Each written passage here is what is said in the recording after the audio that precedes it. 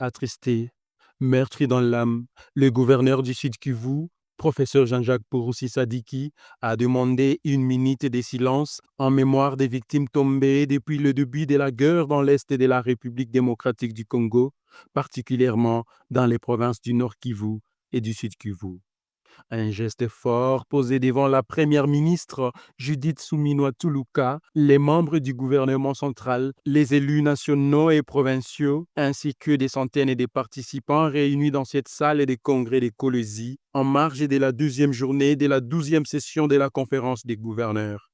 La journée a été marquée par un plaidoyer émouvant du gouverneur Jean-Jacques Purusi Sadiki, qui a appelé à la paix pour les populations du Nord Kivu et du Sud Kivu, plongées dans une souffrance devenue insupportable. Malgré les atrocités, les violences graves des droits humains et les pertes en vies humaines culéantes, l'autorité provinciale reste confiante.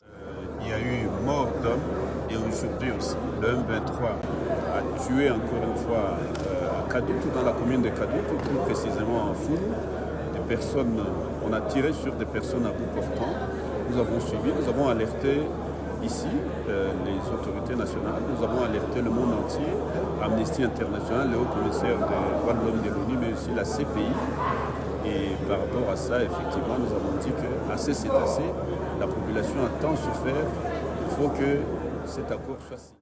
Le chef de l'exécutif provincial a encore salué les efforts constants du président de la République, Félix Antoine Tshisekedi Chilombo, pour ramener la paix dans l'est du pays. Il a rassuré que cette paix tant entendue est proche et sans condition. Un retour à la normale de la situation qui permettra, selon lui, de poursuivre le travail et des renforcements de l'autorité de l'État sur l'ensemble de la province du Sud Kivu, tout en formulant le vœu de voir un accord être signé entre les parties au conflit. Le gouverneur de province a présenté ses condoléances aux familles des victimes.